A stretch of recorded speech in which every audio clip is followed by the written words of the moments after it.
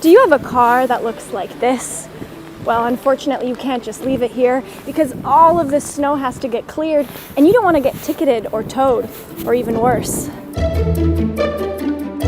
So, what's the best way to get it out?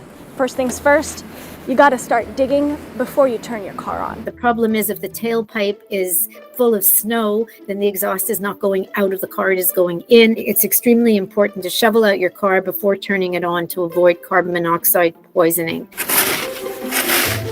Whew.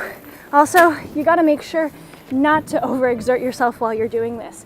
Cardiology experts warn that this can be quite physically demanding, and the Heart and Stroke Foundation says that heart attack fatalities jump by 10% in the winter, partially because cold weather raises our blood pressure. Oh my gosh. I might need some professional help. David Marcil from CAA-Quebec has some tips for us. What should we start with first? So to begin with, lots of snow means we gotta be technical. So you wanna clear the wheels at least 60 centimeters in front and behind the wheel to really allow your car to move freely.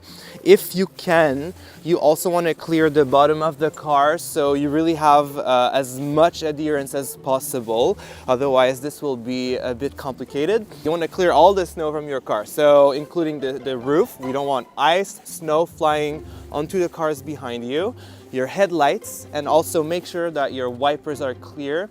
And then once you're in your car, make sure you turn off the traction control system. This will allow the wheel to spin a bit more. And then make sure you're gentle with the gas pedal. You don't want your wheels to spin too much. If you're going back and forth and you're trying to create a balance, and if this is not enough, you want to use traction aids. Ideally, you keep those all year long in your car. You place them under your wheel. This will allow the wheel to have a better grip onto the snow, especially if it's icy. You see there's a sharp side, so you want that sharp side to go on the snow, so it grips in the snow, and then your tire that will be on the soft side will be able to spin on a not so icy surface. You should always have a winter kit in your car, kind of a emergency kit if you want, which should include windshield washer, blanket, heat pads, also dry snacks, candles, anything really to keep you warm.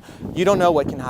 Any other tips or final recommendations that people should keep in mind when, we're surrounded by so much snow? Be patient. Usually lots of snow means icy condition, means it's a bit more dangerous to drive, so slow down. Remember, those speed limits are made for ideal conditions. Definitely not ideal conditions. So slow down, keep in mind pedestrians are walking in the streets. Allow more time when you leave the house for any appointments you need to get to. And then you just gotta be careful also once you're kind of out of the snowbank to make sure there's no oncoming traffic. Sometimes you get so focused on leaving the snowbank that you kind of forget your environment.